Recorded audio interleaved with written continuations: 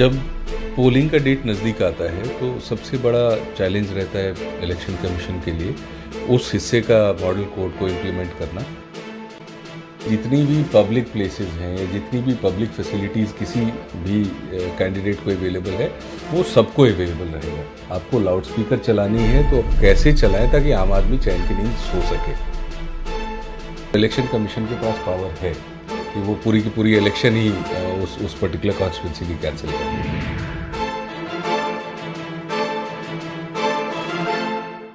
नमस्कार, आज के कार्यक्रम में आपका स्वागत है। मैं हूं पूर्णिमा शर्मा और आज हम चर्चा करेंगे मॉडल कोड ऑफ कंडक्ट पर, यानी चुनाव में जो आचार संहिता है वो क्या है, उसके क्या मायने हैं, कैसे लागू होती है, किन किन पर लागू होती है, इस दौरान जो राजनीतिक दल हैं उनकी क्या जिम्मेदारी होती है, उनको किस तरह के कंडक्ट का पालन करना होता है, साथ ही जो उम्मीदवार हैं जो चुनाव लड़ रहे हैं उनको किस तरह का कंडक्ट रखना होता है। इस बारे में जैसे ही चुनाव का ऐलान हुआ है 10 मार्च को, उसके बाद से लेके 23 मई का जब तक नतीजे आएंगे इस पूरी चुनावी प्रक्रिया के दौरान ये मॉडल कोड ऑफ कंडक्ट लागू रहेगा और इसके क्या विभिन्न पहलू हैं, इस पर चर्चा करने के लिए हमारे साथ वरिष्ठ वकील हैं मनोज जी हमारे साथ मौजूद हैं। बहुत बहुत स्वागत है आपका हमारे कार्यक्रम में। मनोज जी, जैसे आपसे समझना चाहेंगे हम कि जैसे ही मॉडल कोड ऑफ कंडक्ट लागू हो जाता है, जैसे ही चुनाव का ऐलान हुआ तो वो पूरे देश में लागू हो चुका है। इस दौरान इसके सबसे पहले समझना चाहेंगे इसके मायने क्या है, क्या होता है आचार संहिता चुनाव के दौरान। देखिए, मॉडल कोड ऑफ कंडक्ट जैसे कि इसकी टर्मिनोलॉजी से ही पता चलता है, ये एक मॉडल कोड है जी। तो इसकी लीगल सैंक्शन एक एक्ट की तरह नहीं है जैसे एक पार्लियामेंट के द्वारा जो पास्ड एक्ट है। एट द सेम टाइम इसको बाइंडिंग बनाने के लिए सारे जो पॉलिटिकल पार्टीज़ हैं उनकी सहमति लेके और उसके बाद इसकी एक हिस्टोरिकल पर्सपेक्टिव है, लेकिन हम अभी का फोकस करेंगे। तो इलेक्शन कमीशन हर समय इसको नोटिफाई करती है, ये लागू हो जाता है जैसे कोई इलेक्शन नोटिफाई हो। और अभी के सिनेरियो में चूँकि ये पार्लियामेंट्री इलेक्शंस है तो पूरे देश पे लागू है।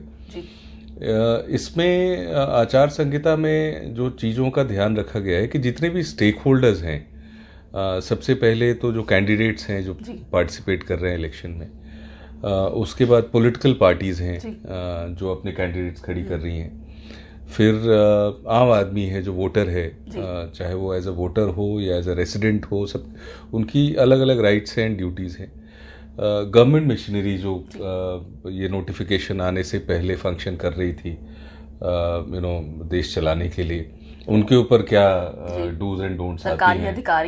सरकारी अधिकारी हैं, मंत्री हैं, खासकर जो दो कैपेसिटी में बैठते हैं, एक तो गवर्नमेंट भी है eight the same time peoples representative भी हैं, तो उनके ऊपर क्या इम्पैक्ट आता है।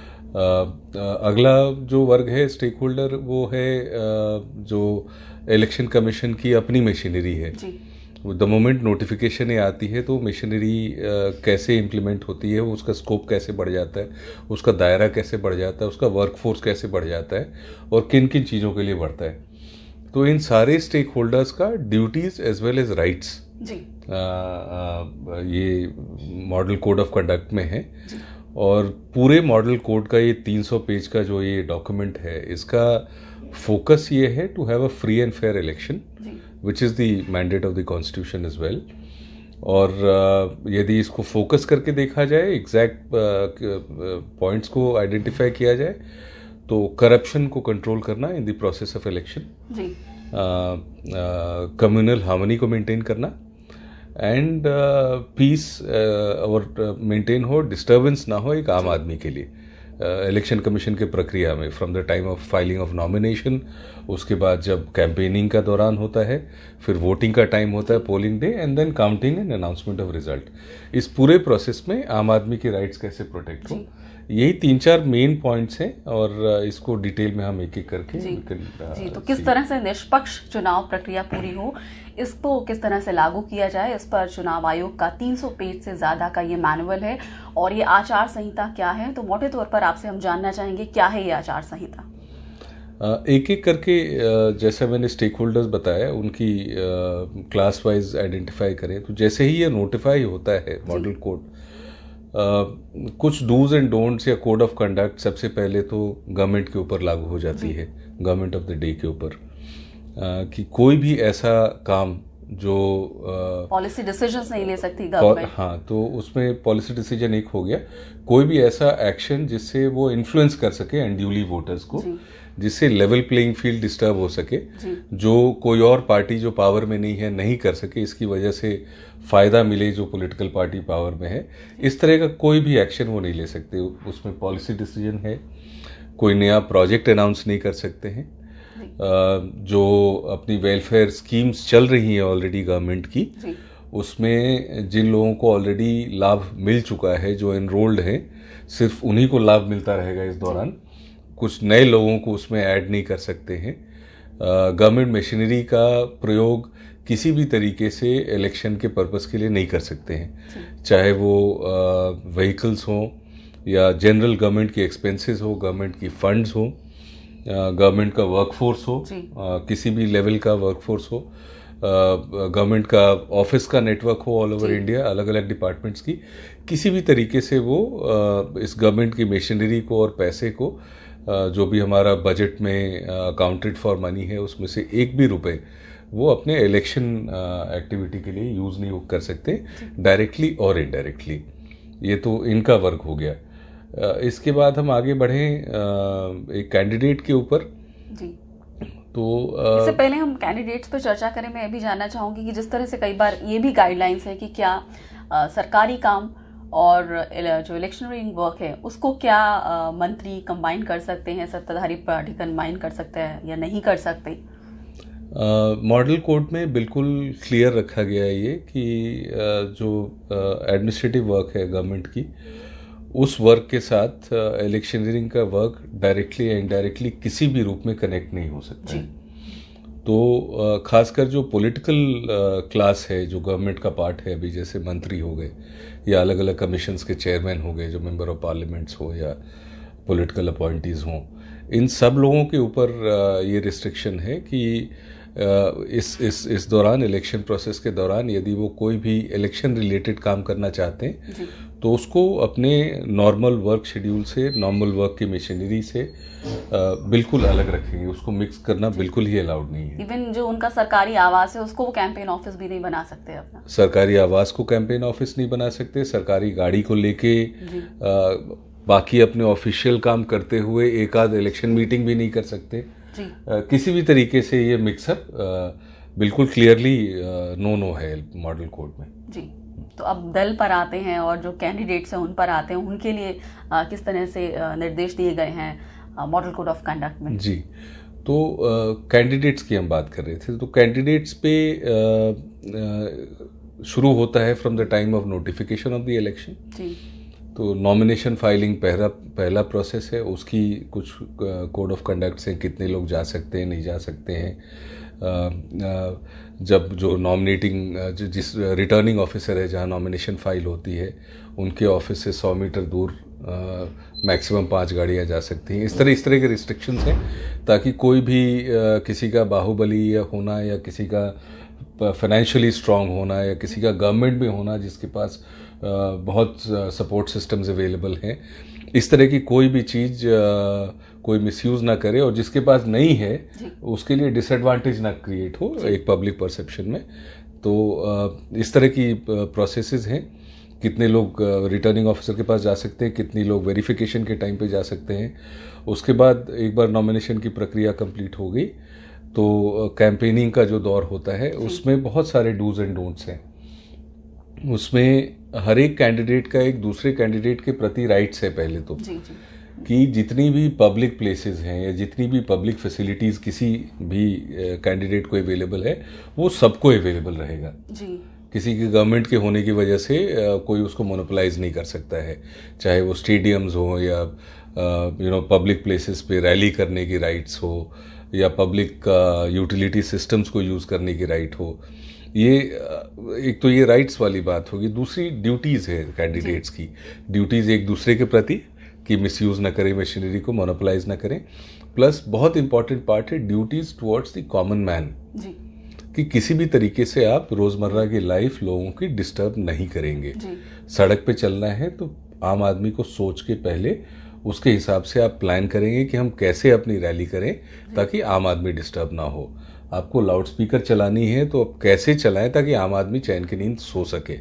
उसके लिए भी टाइम की रिस्ट्रिक्शंस हैं और परमिशंस भी लेनी होती हैं कुछ। बिल्कुल। तो ये हर एक चीज़ करने के लिए, जैसे रैली हो गया या कोई मीटिंग होल्ड करने के लिए डिस्ट्रिक्ट एडमिनिस्ट्रेशन से अलग अलग परमिशंस लेनी पड़ती हैं। बिना परमिशन का आप कीजिएगा तो यू विल बी वायलेटिंग, और डिस्ट्रिक्ट एडमिनिस्ट्रेशन आके रोक सकता है उस प्रोग्राम को कम्प्लीटली। इसमें काफ़ी लीगल प्रोविजंस और कानून के भी हैं। जैसे मैंने शुरू में बोला कि कोड है and therefore it is not a act of the parliament. At the same time इसका फोर्स जो है वो as good as of a law which is binding. कैसे ये होता है तो कुछ प्रोविजंस हैं इंडियन पीनल कोड में, जो हमारा जो क्रिमिनल कोड है इंडिया का, और क्रिमिनल प्रोसीडियर कोड में अब सेक्शन 188 आईपीसी में है, 144 सीआरपीसी में है। ये इलस्ट्रेटिवली मैं बता रहा हूँ। तो अभी 188 ये कहता है कि किसी भी पब्लिक सर्वेंट का दिया गया आदेश या ऑर्डर की उल्लंघन यदि होती है तो जो उल्लंघन करता है उसको 1 महीने के लिए जेल भेजा जा सकता है। तो एक तरीके से model code of conduct notify करते, मतलब इलेक्शन कमीशन ने कर दिया, और उसकी इम्प्लीमेंटेशन जो डिस्ट्रिक्ट लेवल पे इलेक्टोरल ऑफिसर कर रहा है, रिटर्निंग ऑफिसर कर रहा है, उसका ही acquires the force of law because वो पब्लिक सर्वेंट है और वो कानून के अधिनियम के अंतर्गत अपना ये ऑर्डर्स पास करते हैं। तो उसको एक फोर्स ऑफ लॉ है कि एडमिनिस्ट्रेशन पुश करके अपनी बात को मनवा सकता है। दूसरा, जहाँ गैदरिंग की बात है, रैलीज की और इस तरह की, तो सीआरपीसी में 144 हम लोग सब जानते हैं कि जो मैजिस्ट्रेट है वो अलाउ कर सकते हैं या रोक लगा सकते हैं कि 5 लोग से ज़्यादा खड़े नहीं होंगे, टाइप्स जो भी, depending on place to place. तो इस तरह के लोकल लॉज हैं जिसको कंप्लाई भी करना होता है, परमिशन भी लेनी होती है, और उसकी वायलेशन पे एक्शन भी लिया जा सकता है। और मॉडल कोड में खुद ये कहा गया है कि इलेक्शन कमीशन या यदि मॉडल कोड की उल्लंघन हो तो इलेक्शन कमीशन किसी भी पॉलिटिकल पार्टी की रिकग्निशन, मान्यता सस्पेंड कर सकता है या कंप्लीटली कैंसिल कर सकता है जी। तो ये एक बहुत बड़ा प्रावधान है उसमें मॉडल कोड में, जो पार्टीज ने एग्री किया है, और वो इफेक्टिव है। और कुछ केसेस में तो काउंटरमांड भी कर सकता है इलेक्शन कमीशन। जैसे एक इंस्टेंस मुझे कर्नाटका इलेक्शन में से याद आता है, जो बहुत पीछे नहीं है, अभी लास्ट ईयर ही हुआ था, जिसमें एक कॉन्स्टिट्यूंसी में बहुत सारे मॉडल कोड के वायलेशंस पकड़े गए थे। इलेक्टोरल रोल्स काफ़ी पब्लिसाइज था, शायद आपको भी याद होगा। इलेक्टोरल रोल्स में नाम गायब हो गए थे, कुछ फेक नाम आ गए थे, 160 करोड़ रुपए कैश पकड़े गए थे। ये सब बातें हुई थी और उस समय काउंटरमांड करने के लिए एप्लीकेशन इलेक्शन कमीशन के सामने गया था। अब इलेक्शन कमीशन ने क्या किया मैं उसकी मेरिट्स पे नहीं जाऊंगा, but fact of the matter is कि काउंटरमांड करने का भी यदि ग्रॉस वायलेशन हो मॉडल कोड की, तो इलेक्शन कमीशन के पास पावर है कि वो पूरी की पूरी इलेक्शन ही उस पर्टिकुलर कॉन्स्टिट्यूंसी की कैंसिल कर दे जी। इसके अलावा खर्च को लेके भी एक रेस्ट्रिक्शंस होती हैं और ये काउंट होता रहता है। ऑब्जर्वर बाकायदा अपॉइंट होते हैं हर कॉन्स्टिट्यूएंसी में और वो देखते हैं कि कौन कैंडिडेट कितना खर्च कर रहा है और उसका वो अलग से अपना रिकॉर्ड बनाते रहते हैं जी। तो इसमें 2 चीज़ें हैं। एक तो खर्च की ट्रांसपेरेंसी रखना जी। पहले तो ये बड़ा इम्पॉर्टेंट है। बहुत सारे खर्चे हैं या बहुत सारी चीज़ें हैं जो पॉलिटिकल पार्टीज या कैंडिडेट्स कर सकते हैं, जिस पे मॉडल कोड में लिखा गया कि आप कर सकते हैं, लेकिन आपको इसको ठीक से इस खर्चे को बुक करना पड़ेगा। तो ट्रांसपेरेंसी मेंटेन करना, ताकि कोई आउट ऑफ अनडिस्क्लोज्ड एक्सपेंसेस कोई ना कर पाए। एक वो है। दूसरा है कि कितना खर्च कर सकते हैं आप। कितना खर्च करने में इलेक्शन कमीशन का from election to election norms आते हैं। जो लास्ट नॉर्म मुझे याद आ रहा है कि जो स्टेट इलेक्शंस हुए थे उसमें 20,000 पर डे से घटा के 10,000 per day cash expense allow किया गया था। इलेक्शन कमीशन इसको रिव्यू भी कर सकता है। और जो परमिटेड एक्सपेंसेस थे उसके हिसाब से एक आंकड़ा निकला था पिछले स्टेट इलेक्शंस में कि कर्नाटका में 28 लाख रुपए कैंडिडेट, बॉल पार्क फिगर बता रहा हूँ मैं, कि करीब 28 लाख रुपए कैंडिडेट खर्च कर सकता है एज अ कैप। उससे ज़्यादा वो नहीं खर्च कर सकता है। ये सारा प्रोसेस इसलिए लाया गया है कि एक लेवल प्लेइंग फील्ड हो, कोई फाइनेंशियल उसको मिसयूज ना करे। जी, इसके अलावा सरकारी कर्मचारियों के लिए कहा जाता है कि वो चुनाव आयोग के कर्मचारी हो जाते हैं इस दौरान, उनकी कंडक्ट के लिए भी स्पेसिफिक डायरेक्शंस दी गई हैं। तो एक सरकारी कर्मचारी जो 1 मिनट के लिए मान लीजिए कि नोटिफिकेशन कल या आज हुई है इलेक्शंस की, तो कल तक ही जो सरकारी कर्मचारी थे ये नॉर्मल एडमिनिस्ट्रेशन का काम करते थे अपने अपने डिपार्टमेंट का। आज के दिन ये ओवरसाइट में आ जाते हैं इलेक्शन कमीशन के, लेकिन फिर भी अपनी एडमिनिस्ट्रेशन का काम जारी रखते हैं डूज एंड डोंट्स को कंप्लाई करते हुए। In addition to that election related जो एडिशनल काम है वो इलेक्शन कमीशन इनसे करवाने का, इलेक्शन कमीशन के पास पावर्स हैं कि एडिशनल काम इनको दे सकते इलेक्शन रिलेटेड इस पूरे प्रोसेस में, right from nomination to polling campaign को मॉनिटर करना, ऑब्जर्वर बनाना, पोलिंग के समय, पोलिंग के बाद काउंटिंग के फेज में, बिकॉज बहुत तरह के एडमिनिस्ट्रेटिव रोल्स आती हैं इंफ्रास्ट्रक्चर खड़ा करने में, लोगों को मैनेज करने में, कैंडिडेट्स को मैनेज करने में। तो इस पूरे प्रक्रिया में जो भी इलेक्शन कमीशन चाहे काम इस मशीनरी से ले सकती है, but basic administration still remains with the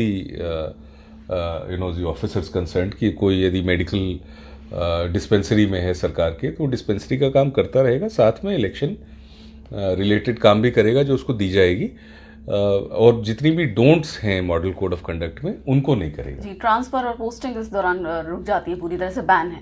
बिल्कुल, ट्रांसफर और पोस्टिंग रुक जाती है स्पेशली की लेवल पे, और खासकर इसको देखा जाता है कि ट्रांसफर पोस्टिंग आप किसी को प्लीज करने के लिए कर रहे हैं, किसी कम्युनिटी को प्लीज करने के लिए कर रहे हैं, या कोई ज़्यादा स्ट्रिक्ट है तो उसको वहाँ से हटा के आप अपना कोई फेवरेट ऑफिसर के रखना चाह रहे हैं, इसलिए कम्प्लीटली बैंड है। जी, तो जिस वोटिंग का दिन आ गया, आप मान लीजिए, और 2 दिन पहले तो वो पूरी कैंपेनिंग ही रुक जाती है, 48 घंटे पहले, तो उस दौरान जो पार्टी के कार्यकर्ता हैं उनके लिए क्या इंस्ट्रक्शन होती है, जो कैंडिडेट है उसके लिए क्या इंस्ट्रक्शंस होती हैं, तो इस बारे में हमें बताएं। जब पोलिंग का डेट नज़दीक आता है तो सबसे बड़ा चैलेंज रहता है इलेक्शन कमीशन के लिए उस हिस्से का मॉडल कोड को इम्प्लीमेंट करना जो डायरेक्टली आम आदमी से जुड़ा हुआ है एज अ वोटर।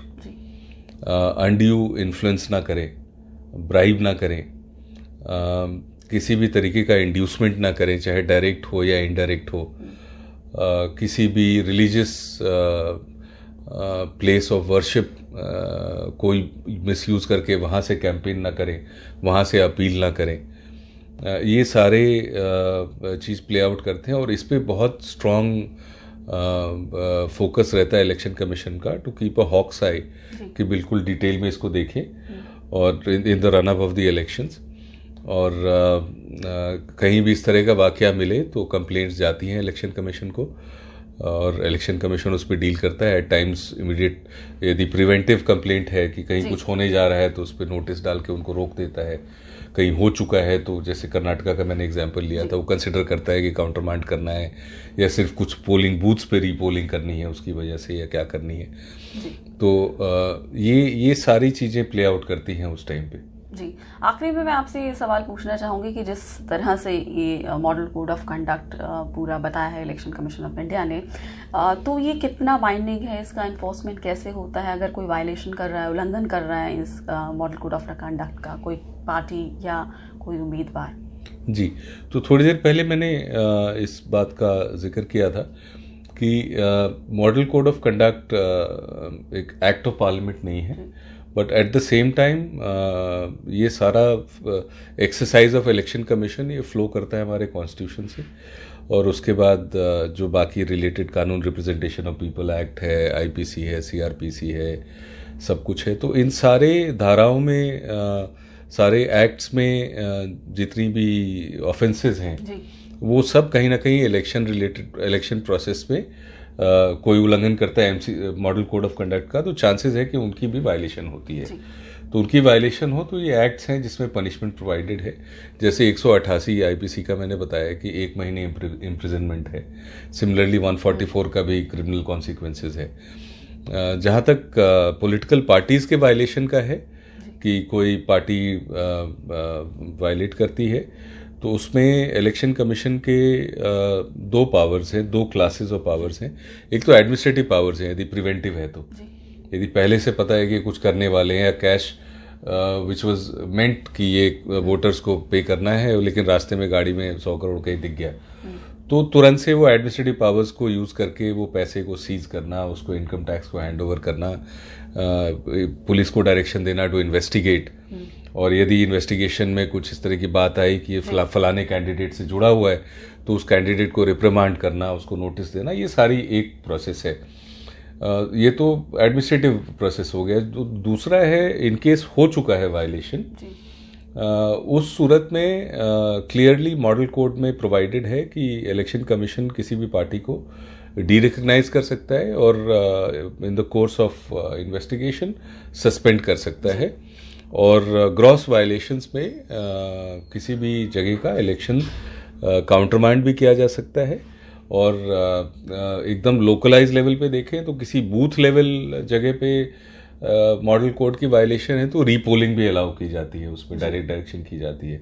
तो इसकी एक बहुत कोहेरेंट प्रोसेस अवेलेबल है, और उस वायलेशन पे बिल्कुल इलेक्शन कमीशन एक्ट कर सकता है जी। और साथ ही मैनिफेस्टो को लेके क्लियर कट डायरेक्शंस हैं इलेक्शन कमीशन की। हाँ, मैनिफेस्टो पे इसी पे क्लैरिटी है, जैसा मैंने बताया कि कोई भी चीज़ मैनिफेस्टो में ऐसा नहीं रह सकता है जो कम्युनल हो या जो मिसलीडिंग हो। मैनिफेस्टो शुड से समथिंग जो पॉलिसी की बात है या जो गवर्नमेंट का विजन है, लेकिन कोई भी ऐसा कंटेंट जो कम्युनिटी को डिवाइड करे या किसी एक सेक्शन ऑफ वोटर्स को अनड्यू इन्फ्लुएंस करने की कोशिश करे, वो सारी चीज़ें अलाउड नहीं है मैनिफेस्टो में। जी, बहुत बहुत शुक्रिया मनोज जी, विस्तार से चर्चा करने के लिए मॉडल कोड ऑफ कंडक्ट पर। 300 से ज़्यादा पेज का बहुत डिटेल्ड डॉक्यूमेंट है, ये बहुत डिटेल्ड मैनुअल है। इस पर आगे के भी एपिसोड्स में हम चर्चा करते रहेंगे। फिलहाल के लिए इतना ही, नमस्कार।